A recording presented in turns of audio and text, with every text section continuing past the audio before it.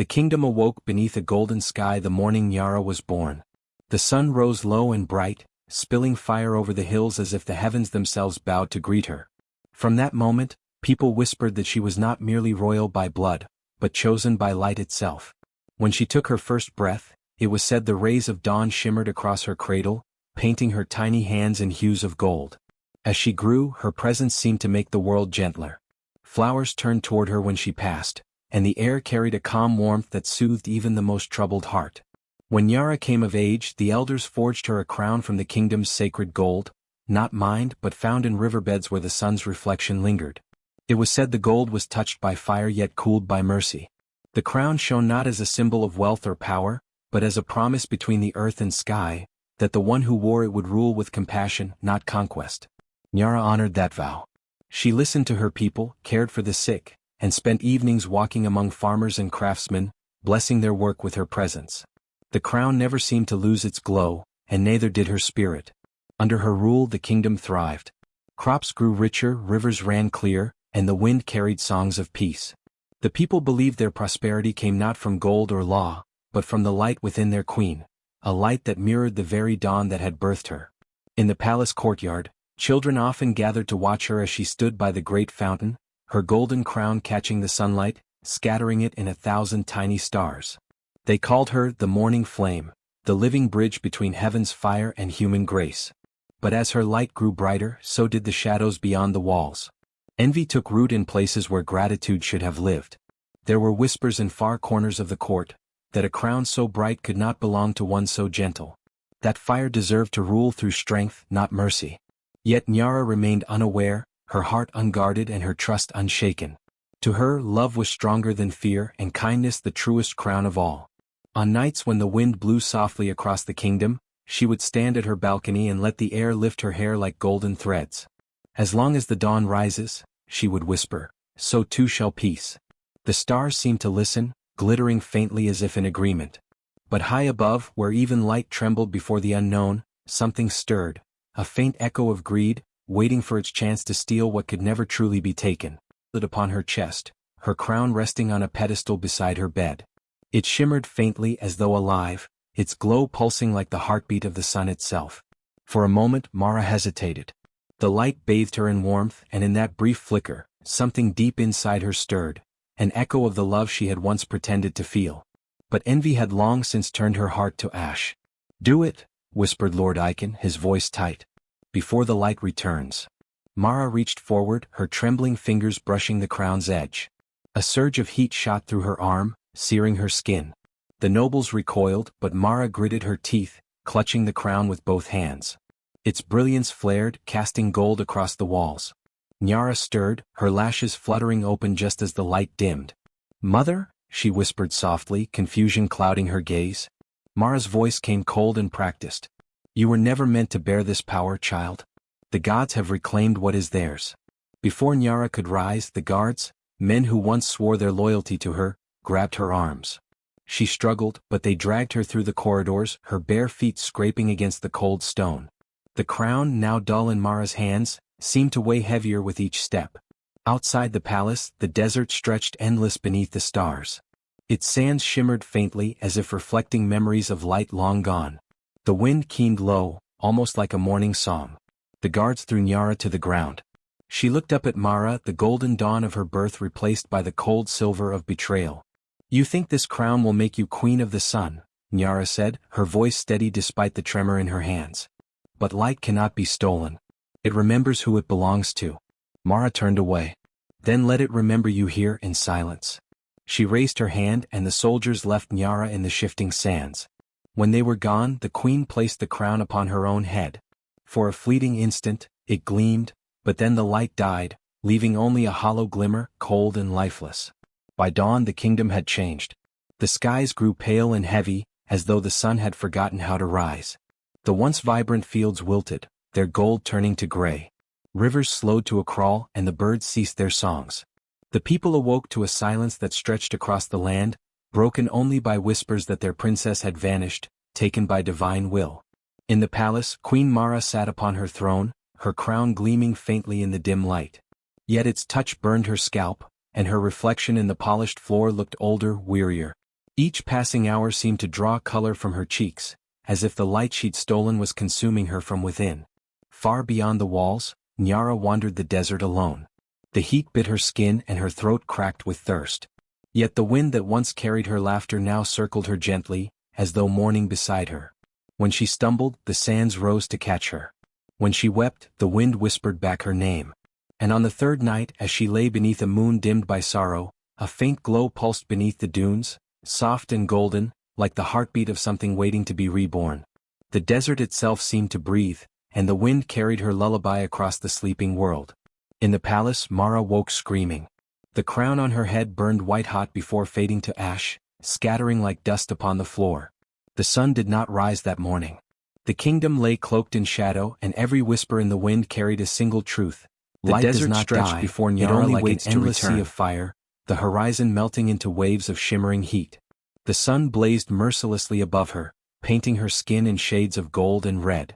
Each step burned her feet, yet she moved forward, her gown torn, her spirit dim but unbroken. The world had turned to ash around her, and the air itself seemed to mourn, a heavy silence broken only by the distant hiss of the wind. Days bled into nights, and nights into a ceaseless twilight. Nyara no longer knew how long she had wandered. Hunger gnawed at her and thirst scraped her throat raw. The desert was vast and cruel, yet she felt it watching her, as if the sands themselves remembered her name. One evening, when the sky dimmed to a dull crimson, the wind began to change. It rose in spirals, whispering in tongues older than the mountains. At first she thought it was madness, the voice of loneliness echoing in her ears. But then she heard her name carried clearly through the storm. Nyara. The sound came soft as breath, warm as a mother's touch. The wind coiled around her, lifting grains of sand that shimmered like embers. Within the swirling haze she saw flickers of faces, ancestors crowned with firelight, their eyes radiant with eternal knowing. They were the first bearers of light, the guardians who had once forged her crown from the sun's tears. "Do not despair, child of dawn," the wind whispered through them. "Even fire must die before it learns to rise again."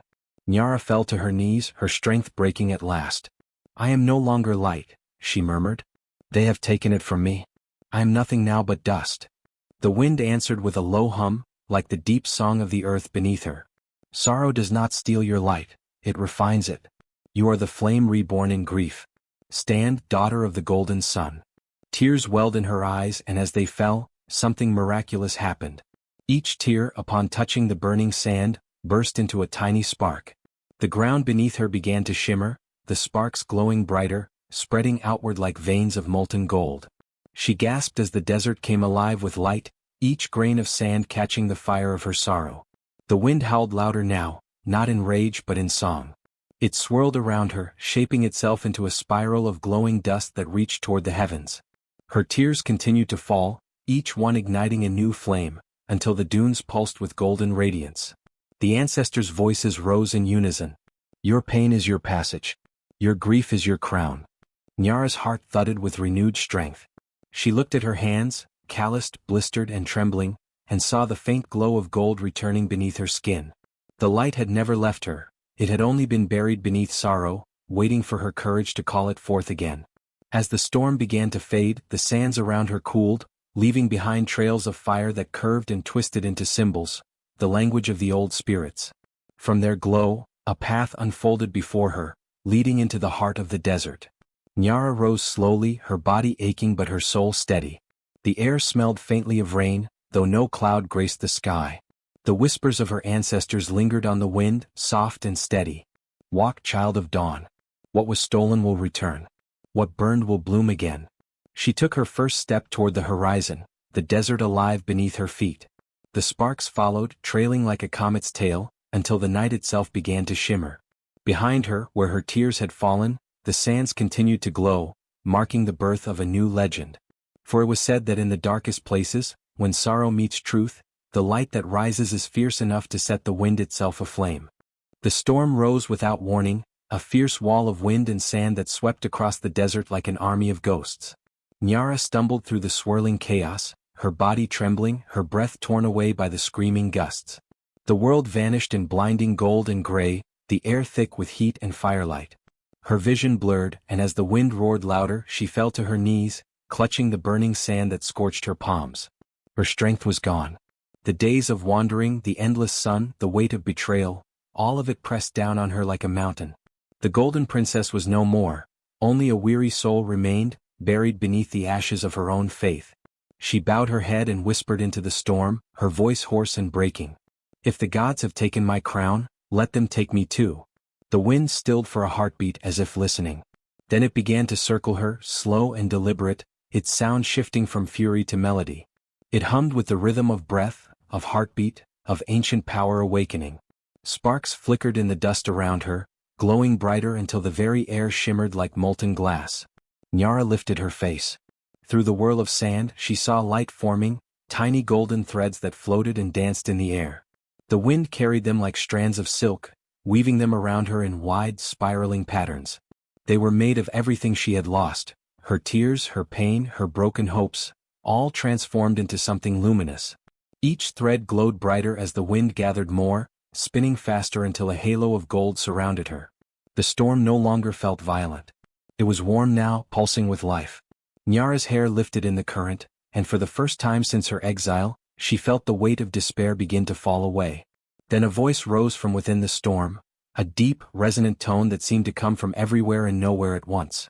It carried the power of thunder, yet the gentleness of a whisper. "Nyara," it said, "they stole what was made of gold, but I return what was forged by sorrow." The wind's voice wrapped around her, steady and eternal. She tried to speak, but her lips trembled. Tears welled again, yet these tears did not fall. They shimmered in the air, caught and lifted by invisible hands. The storm gathered them too, spinning them into the golden threads that circled her. "Your pain is not your end," the wind continued. "It is your beginning. The fire in your heart has not died, it was waiting for the breath of the world to awaken it." The swirling light grew brighter until the desert itself glowed. The sands turned molten beneath her, yet she did not burn. Instead, warmth spread through her chest, filling her veins with liquid gold. Her skin began to shimmer faintly, and the air around her pulsed in time with her heartbeat. Before her eyes, the threads of molten gold twisted together, shaping themselves into a new crown, not like the one that had been stolen, heavy and jeweled, but something far more alive. This crown burned with soft fire, each strand made from her own sorrow, purified by resilience. It floated just above her head, glowing like the sun breaking through dawn clouds. The storm began to quiet, its fury replaced by a deep, steady breeze. The glowing threads that remained drifted upward, scattering across the night sky like falling stars. Nyara stood slowly, her body trembling with exhaustion yet alive with power. Her eyes reflected the storm's light, golden, endless, and fierce. The wind whispered one last time, softer now, almost tender. "Remember, daughter of light, gold may be stolen, but fire is born from within. When sorrow burns, it does not destroy, it refines." The desert fell silent. The last of the wind curled around her like a farewell embrace, leaving behind only warmth and a faint scent of rain. Nyara touched her new crown, it pulsed faintly, alive as if breathing with her. In that moment she understood the wind's promise. What had been taken from her body had been reborn in her soul. Her crown no longer belonged to gold or kings, it belonged to every wound she had survived. And as the storm faded into calm, the horizon ahead glowed faintly with light, the first sign of dawn. When Nyara's eyes opened, the world was awash in gold. Dawn stretched across the horizon, painting the desert in molten light. The air shimmered softly, no longer dry or bitter, but alive with warmth that seemed to breathe alongside her. She lay still for a moment, her heartbeat echoing in her ears, until she felt the faint weight upon her head, light as air, warm as sunlight. Slowly she reached up and touched it. Her fingers met something both tangible and otherworldly. A crown, but not of metal or stone. It pulsed faintly, alive with the rhythm of her heartbeat. Each strand glowed like braided fire, threads of light and shadow woven together in perfect balance. When she moved her hand away, it left trails of golden sparks in the air. The wind sighed softly through the dunes, swirling around her as if in greeting. Its touch was gentle now, no longer fierce or punishing. It carried whispers, familiar voices, echoes from the past. Her ancestors. They spoke not in words but in feeling, in the steady thrum of strength that filled her chest. "Rise, Nyara," they seemed to say. "The crown you wear is not forged by hands but by heart. It carries our fire, our endurance, our light." Tears gathered in her eyes, but these were not the tears of despair that had fallen before. These were tears of awakening, of remembering who she truly was. The pain, the betrayal, the exile, all had burned away what was weak and left only what was eternal. She stood, her bare feet sinking into the soft sand. The desert stretched endlessly in every direction, yet it no longer looked empty. Every grain of sand shimmered faintly as if bowing to her presence. The crown upon her head flickered brighter, the flames within it shifting colors, crimson, gold, and silver, like living light. As she took her first step, the air around her began to move. The wind followed her, spiraling gently, lifting her hair like flowing silk. The fire within her crown reflected in her eyes, casting golden rings in her pupils. She could feel energy coursing through her body, ancient, steady, familiar. It was as though the blood of her ancestors had awakened in her veins. She lifted her hands and the wind obeyed. The sands rose and danced, forming patterns that shimmered like constellations. Fire sparked along their edges, yet nothing burned. The wind and flame intertwined, creating ribbons of light that traced her movements through the dawn air.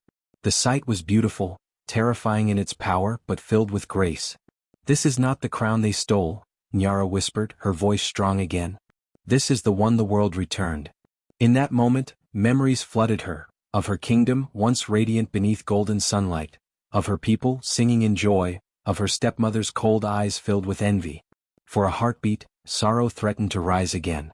But she pressed a hand over her heart, and the fire within her crown answered, burning the sorrow into strength. A soft tremor rippled through the earth beneath her. She turned toward the east, where her homeland lay beyond the dunes. The golden horizon glowed brighter, as though calling her home. The wind brushed her face like a familiar hand, carrying the faint scent of her kingdom's rivers and gardens. Nyara smiled, a quiet, knowing smile.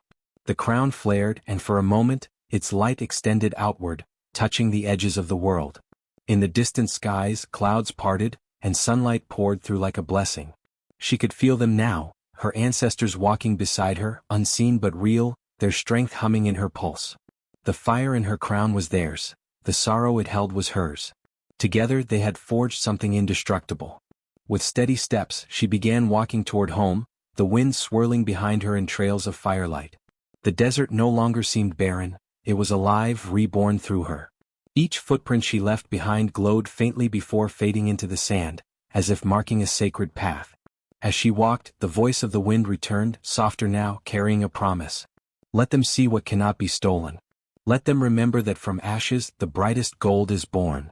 And as Nyara moved forward, her crown blazed brighter, woven not just from fire and wind, but from the enduring spirit of every tear she had shed. It was not merely a symbol of royalty anymore. It was a living testament to resilience, to rebirth, and to the truth that even sorrow, when embraced with courage, can become light. Back in the once radiant kingdom, the air had turned heavy and gray. The gardens that once shimmered with golden dew now lay wilted and dry. The palace walls, once polished to reflect the dawn, were dull and cracked. A cold wind moved through the courtyards like a mourning spirit, whispering Nyara's name as if searching for the one who had been cast out. The kingdom that had flourished under her warmth was now swallowed by shadow. Storms began to gather over the land, not with rain but with fury. The sky churned in unnatural colors, deep crimson and bruised purple, as thunder cracked like the anger of forgotten gods. Lightning slashed across the heavens, illuminating the palace in violent flashes. Each strike seemed to shatter another piece of the illusion that Queen Mara had built. Inside the grand hall, Mara sat upon the throne, the stolen crown heavy on her head. It had once gleamed with light when it belonged to Nyara, but now its gold had dulled to a lifeless gray. The jewels had lost their fire, and a faint hiss seemed to echo from them whenever she moved. She tried to hold her head high before the nobles, forcing a smile that felt like a mask, but her hands trembled every time thunder rolled through the walls. "The crown still holds power," she insisted to her courtiers. "The gods have only grown restless. We will perform the old rites. We will command the skies to obey." But when she raised her hands to the heavens, the clouds did not part. Instead, the light from the torches dimmed, and the shadows seemed to grow deeper around her. Some nobles turned their eyes away, murmuring prayers under their breath. Others left the court in silence, sensing doom. Days passed, and the kingdom began to rot from within. The fields that once yielded golden grain turned to dust. Rivers shrank until they were little more than ribbons of mud. Livestock grew thin and restless, refusing to drink the tainted water. The people whispered in the streets that the sun no longer loved the land. They said that when the princess had been cast out, she had taken the light with her. At night the storms grew worse. Red lightning clawed at the sky, and the thunder sounded like roaring beasts. The wind howled through the palace corridors, slamming doors and scattering candles. Servants swore they heard a woman's voice in the storm, weeping and calling out to the hills beyond the desert. Some said it was Nyara's spirit. Others said it was the wind itself mourning her absence. One night, as Mara tried to sleep, she awoke to find the crown lying beside her on the pillow. Its gold had turned completely black, and thin cracks ran across its surface. When she touched it, it crumbled to dust in her hand.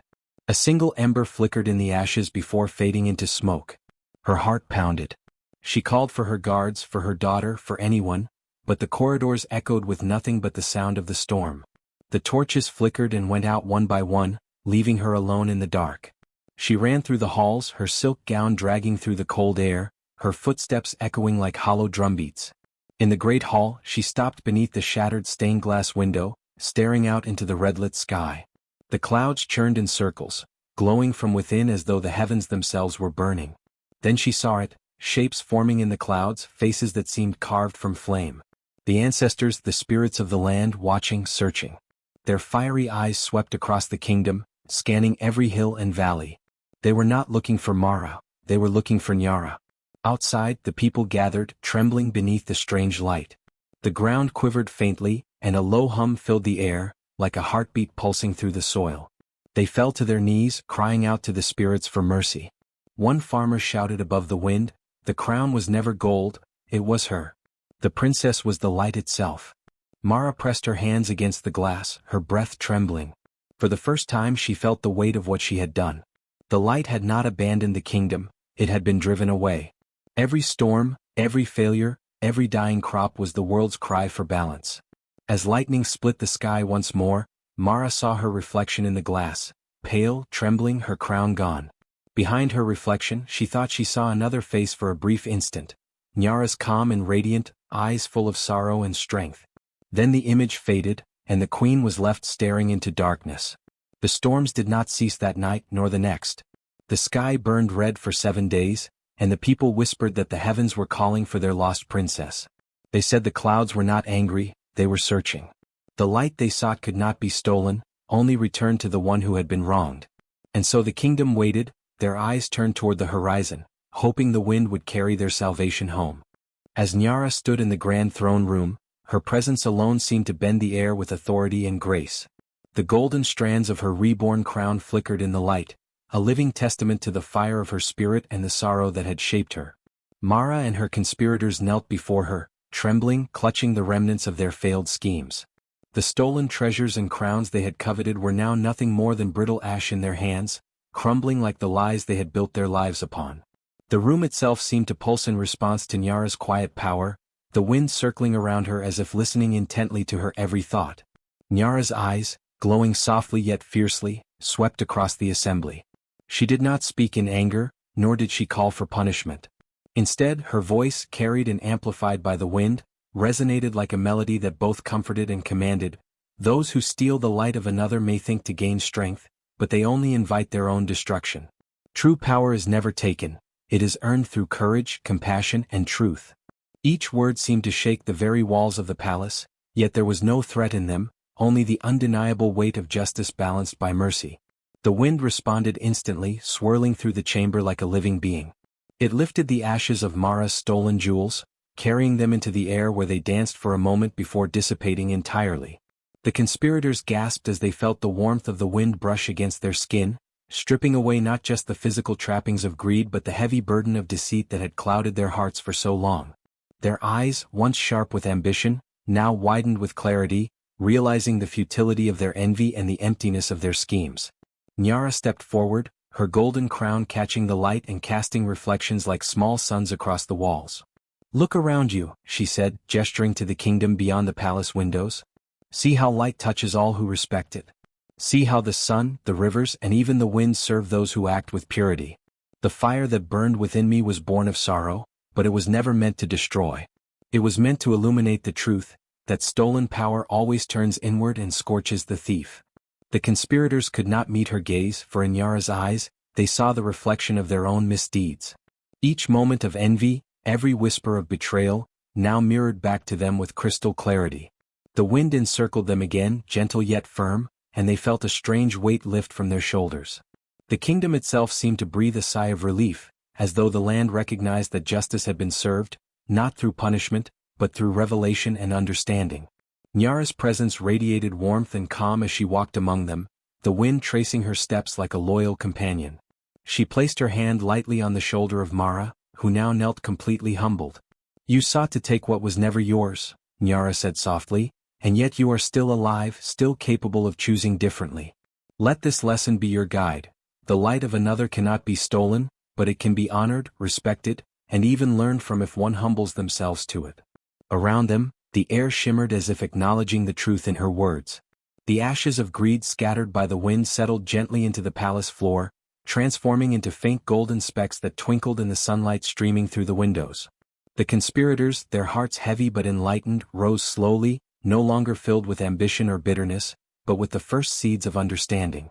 They looked upon Nyara not with fear but with awe and reverence, knowing that the strength she wielded was not born from anger or vengeance, but from the fire of sorrow transformed into wisdom.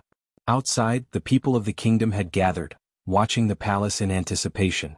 As they glimpsed Nyara, radiant and calm, the wind carried her words to them as well. The story of what had transpired would spread quickly, that true power is never taken by force, that envy destroys itself, and that even the greatest wrongs can be met with compassion that teaches rather than punishes. Nyara stepped back to the center of the throne room, the wind settling around her like a protective cloak. She raised her arms slightly, and the golden crown atop her head glowed brighter, not with the pride of conquest, but with the quiet, enduring strength of one who has endured suffering, faced betrayal, and returned not to destroy but to guide. The lesson was clear: stolen light always returns to its rightful bearer, and those who sought to take it were left not broken but enlightened, forever changed by the fire and sorrow that had woven the crown Nyara now wore. Generations later, as the sun dipped low behind the mountains and the evening wind whispered through the valleys, the people of Nyara's kingdom would pause to watch the sky. They said that when the wind shimmered with a golden glow, it carried with it the fire and sorrow of the great queen's crown. Parents would gather their children on their laps, pointing to the streaks of light twisting and twirling in the breeze, telling them the story of Nyara, the princess who had endured betrayal, exile and loss, yet emerged stronger and wiser, her spirit as untouchable as the wind itself. The storytellers spoke of the golden crown not as a mere object of wealth or authority, but as a living emblem of resilience. It was forged in sorrow and tempered by the fire of perseverance, woven together by the winds that had guided Nyara through her darkest hours. Each strand of the crown carried a lesson: that light cannot be taken by greed, that true strength is born in hardship, and that compassion and forgiveness create power more enduring than gold or jewels. Children listened wide-eyed, imagining the crown floating on the breeze, dancing above the forests, rivers and mountains, a reminder that sorrow can transform into brilliance. Merchants traveling from distant lands would pause to share the legend, telling how the winds themselves seemed to honor Nyara's spirit. Even the harshest storms would occasionally bend around the palace, leaving behind calm and clarity, as if acknowledging that the rightful bearer of light could never truly be subdued.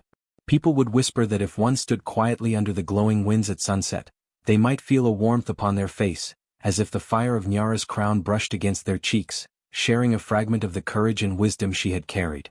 Villagers would recount how Nyara's return from the desert had marked the kingdom forever. Where the wind carried her crown, crops flourished, rivers sparkled, and the sky itself seemed more vibrant. The tale became a part of every festival, every sunset ritual, and every child's bedtime story. Parents taught that envy and theft could never diminish the light of those with pure hearts, because the essence of true power resides not in the object itself, but in the spirit of the one who earns it through trials. Even centuries later, when the memory of Nyara herself had faded into legend, the kingdom honored her through monuments and songs. Stone carvings depicted a princess crowned in fire, standing amidst swirling winds that lifted golden strands into the sky. The kingdom's bards composed music that mimicked the sound of the wind through the mountains, echoing the story of a queen whose power had been stolen and reborn through sorrow, guiding generations to understand that suffering, when met with courage, could become a source of light for all. Parents would recite the enduring proverb, "Sparkles, they stole her crown of gold, yet the wind returned it, woven from fire and sorrow." The children would close their eyes and imagine themselves standing beneath a glowing sunset, feeling the warmth of the wind, and knowing that no theft, no envy, and no cruelty could diminish the light of a heart that endured, forgave, and rose stronger than before. And so, the legend of the wind crown lived on. Every time the evening breeze carried glimmers of gold across the horizon, it reminded the people that true power could never be stolen. It could only be forged, reborn, and shared with the world. Nyara's spirit, bound to the wind and the crown woven from fire and sorrow, became an eternal symbol of resilience, hope, and the enduring truth that courage and compassion are the mightiest forces of all. Generations later, long after Nyara had walked among her people, the tale of the wind crown became legend, told and retold beside evening fires, in the shade of flowering courtyards, and along the bustling riverbanks of the kingdom. Storytellers, their voices rising and falling with the cadence of the wind, would begin with the memory of a princess born during a golden dawn, her presence like a sunbeam touching the earth. Children would sit cross-legged on mats, their eyes wide, as the elders described how her crown of gold, stolen by envy and greed, had been transformed by sorrow, tears, and the whispering spirit of the wind into something far greater than any mortal treasure. The wind itself, they said, had woven the stolen gold into strands of fire and sorrow, binding it with the essence of Nyara's suffering and her unwavering courage. When she wore it again, it was no longer merely a crown of wealth or royal symbol, but a living embodiment of resilience, purity of heart, and the indomitable spirit that refuses to be broken. The children learned that each flicker of sunlight through a tree, each glimmer on the rippling river, was a reminder that the forces of nature themselves could honor those who endured pain with grace and compassion. The legend told of how the kingdom had fallen into darkness the night the crown was stolen. Storms had raged, rivers had dried, crops had withered, and the people, bewildered and fearful, had realized that the light they had once taken for granted had belonged not to gold or riches, but to the heart of Nyara herself. Mara and her conspirators had celebrated in their false triumph, unaware that the stolen crown was already cursed with the weight of their greed. The children listened intently as the storytellers described how, under Nyara's guidance, the wind had carried the crown back to her, fused with the pain and tears she had endured in exile, making it radiant and untouchable. It was said that the crown glowed with molten fire at times, soft and warm at others, reflecting the dual nature of her journey, the fire of injustice she had endured and the soft warmth of her forgiveness toward those who had wronged her. The wind that returned it was not a mere breeze, but a living force, a companion to Nyara, whispering lessons of humility and the balance between justice and mercy. The elders emphasized that the crown's glow could not be dimmed by envy, nor could it be stolen again, for it was bound not to gold, but to the spirit that had suffered, endured, and risen stronger. According to the storytellers, Nyara returned to the kingdom with a presence like a living flame. When she walked through the palace gates, the wind swirled around her, lifting her hair and the edges of her robes in a gentle dance. The people who had once feared the darkness, watched in awe as the rivers began to sparkle again and the sun's rays pierced the lingering clouds. They saw the stolen crown now reformed, radiant with threads of fire and sorrow intertwined, resting upon her head. It was not just a crown but a symbol of endurance, of the power to transform suffering into light, and the people understood that the princess herself embodied the essence of that teaching. The storytellers spoke at length about the judgment of Mara and her allies. The children gasped as they heard how Nyara did not seek vengeance. Instead, she commanded the wind to strip away their greed and deceit.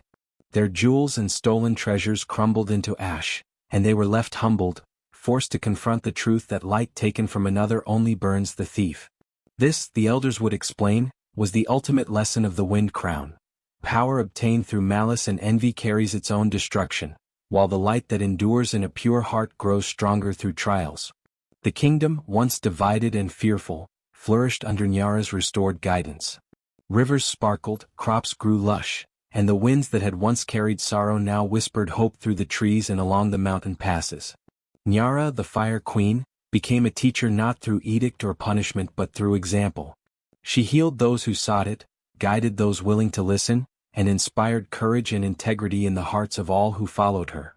The wind, ever present, became a messenger, carrying the story of her triumph to far reaches, beyond the borders of the kingdom, so that even distant lands knew of the power born of sorrow and the resilience of a pure heart.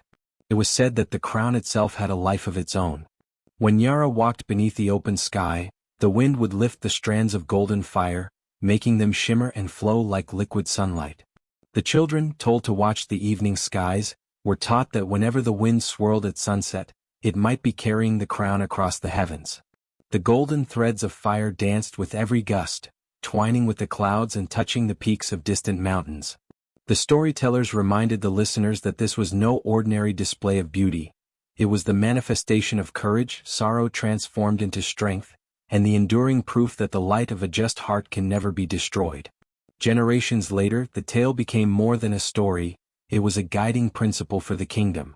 Parents taught their children that envy and greed are fleeting, but the integrity of the heart shapes the world itself. When disputes arose or ambition threatened to consume reason, elders would whisper, "Remember Nyara and the wind crown. They may take from you, they may try to dim your light, but if your heart is true, the wind will return it, stronger than before."